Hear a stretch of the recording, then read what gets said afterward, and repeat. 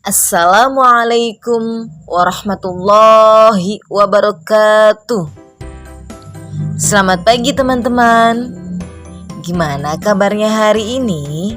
Mudah-mudahan teman-teman dalam keadaan sehat ya. Jumpa lagi dengan Miss Ayla. Di sini Miss Ayla akan menyampaikan materi mengenai bangga terhadap daerah tempat tinggalku. Oke, sebelum kita memulai pembelajaran pada hari ini, mari sama-sama kita membaca basmalah. Bismillahirrahmanirrahim.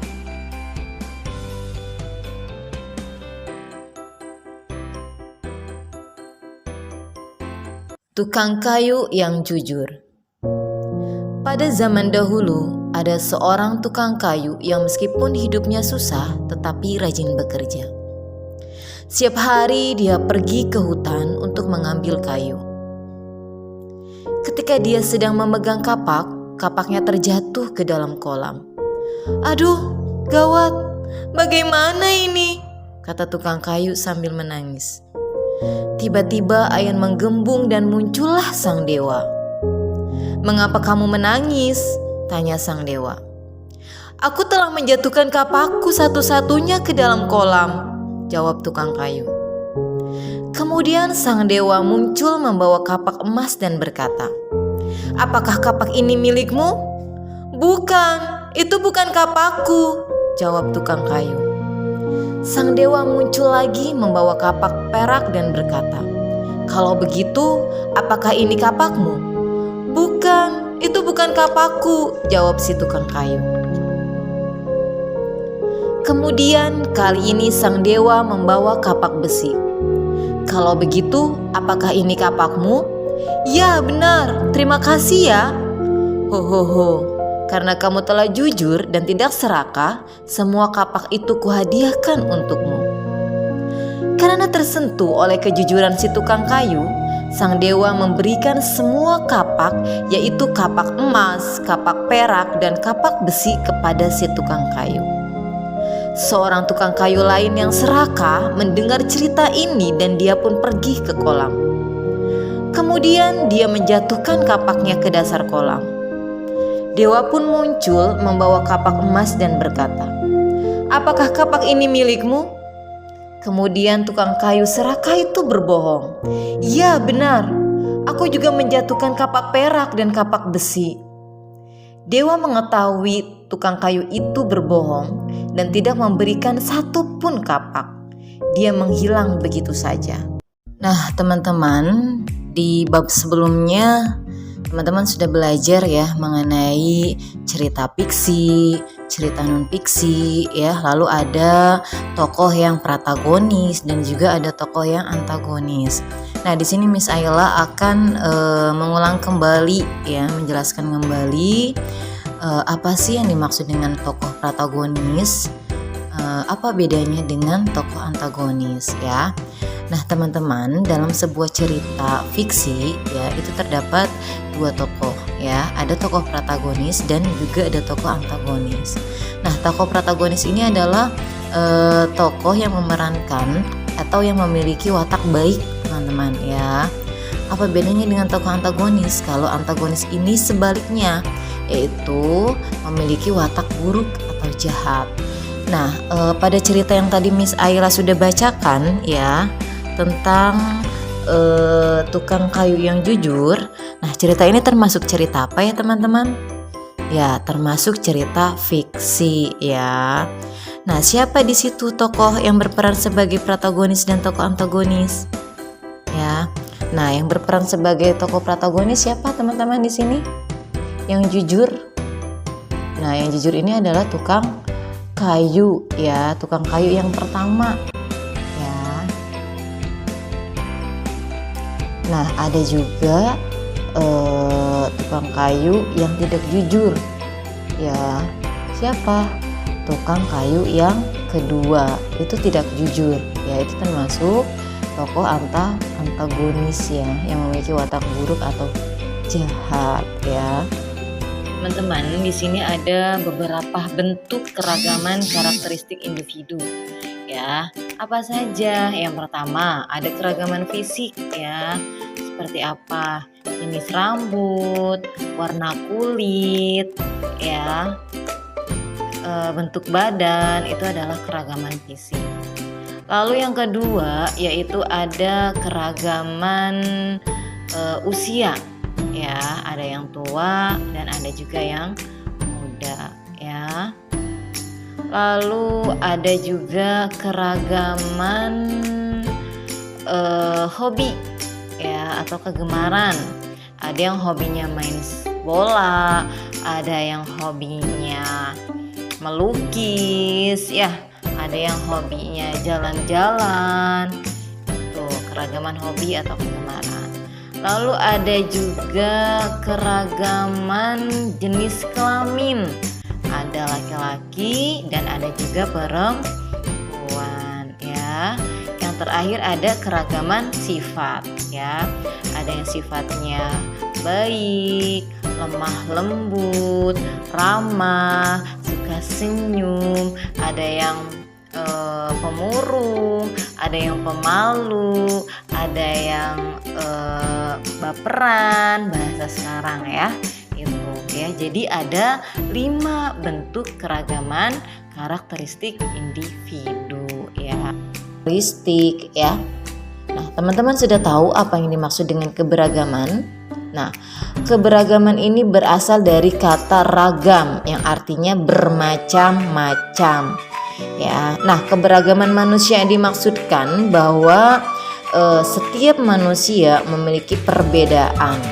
Nah, perbedaan itu ada karena manusia adalah makhluk individu yang setiap individu memiliki ciri khas tersendiri seperti perbedaan karakteristik.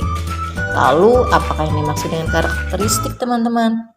Nah, karakteristik di sini adalah sifat dan kebiasaan seseorang serta nilai-nilai hidup yang dianut seseorang sehingga tercermin melalui perilaku sehari-hari yang mudah diperhatikan, ya.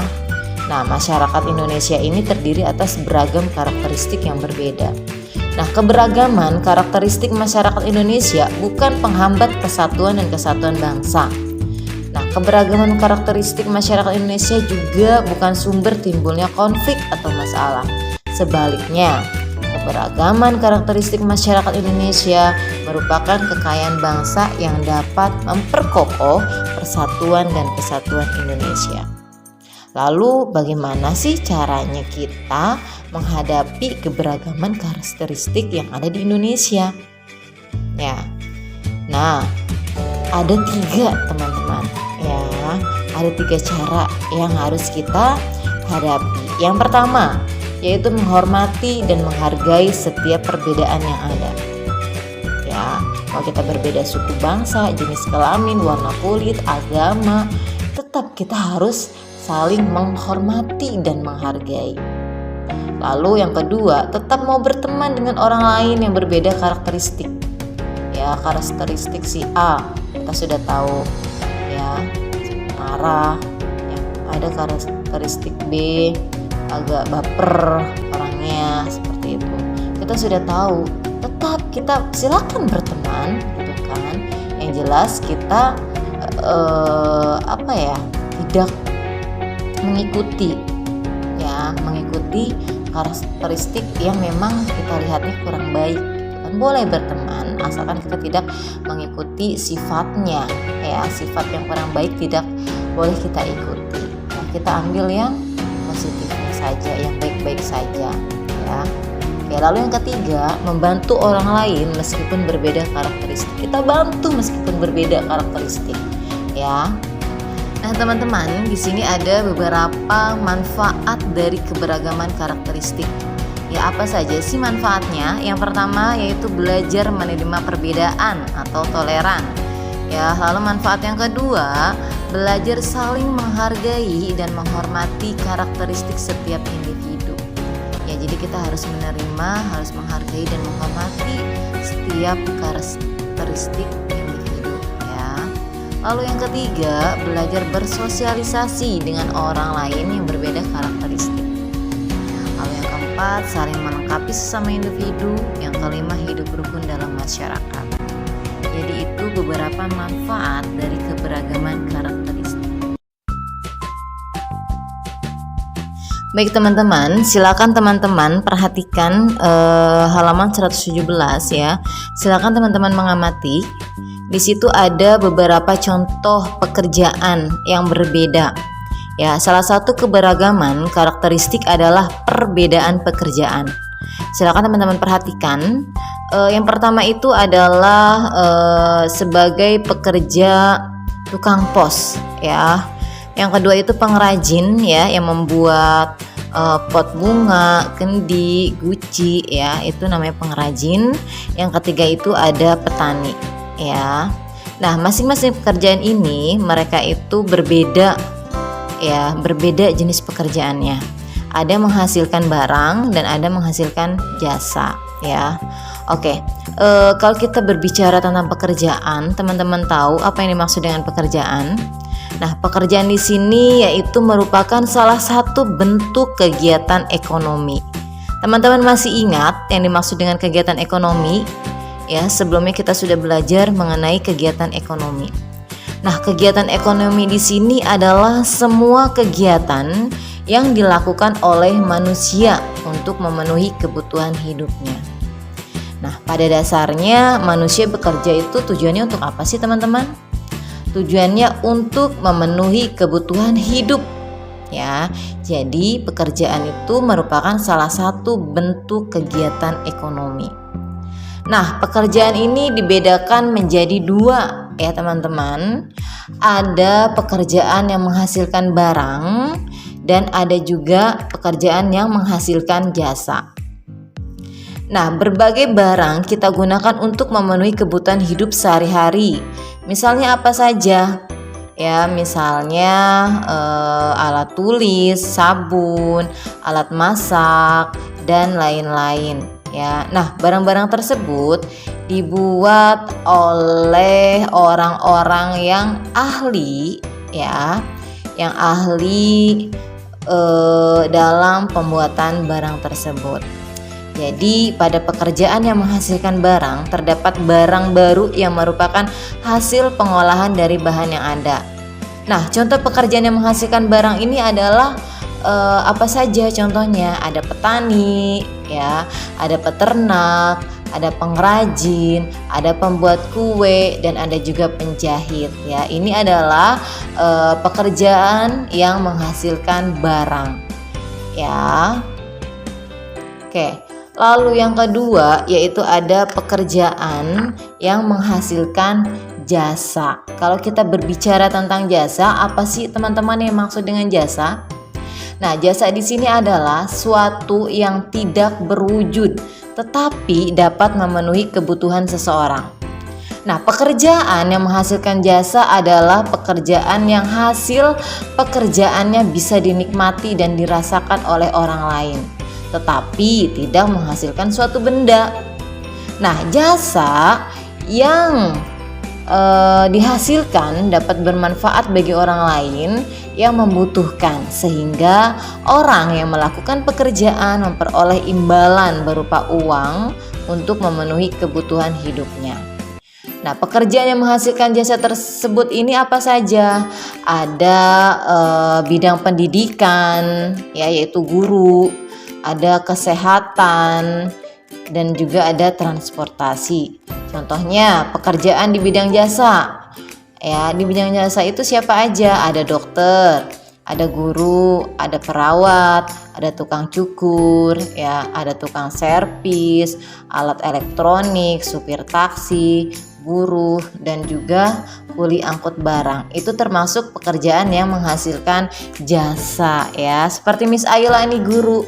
Nah, pekerjaan Miss Ayla ini adalah yang menghasilkan jasa, bukan menghasilkan barang. Seperti itu, ya. Oke, teman-teman, sebelumnya teman-teman pasti tahu ya mengenai alur cerita Malin Kundang. Ya, nah untuk apa sih Malin Kundang ini pergi ke luar pulau? Tentunya Malin pergi ke luar pulau ini adalah untuk mencari pekerjaan ya. Jadi Malin itu bekerja keras ya, berusaha untuk memenuhi kebutuhan hidupnya. Ya, jadi teman-teman, setiap orang itu harus bekerja untuk memenuhi kebutuhan hidupnya sehari-hari. Nah, teman-teman, perlu kita ketahui bahwasanya pekerjaan itu dapat dipengaruhi oleh kondisi lingkungan. Ya, jadi seperti orang-orang di pedesaan ini memiliki corak hidup sederhana, sehingga pekerjaannya itu mengandalkan sumber daya alam yang ada di sekitar. Oleh karena itu, pekerjaan yang digeluti oleh orang-orang di desa umumnya seragam, jadi sama semuanya ya.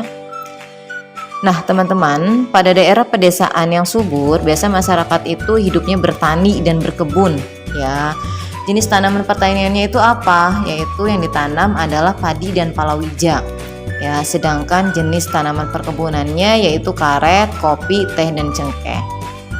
Lalu kalau untuk masyarakat yang tinggal di pegunungan itu, mereka bekerja sebagai petani di ladang ya.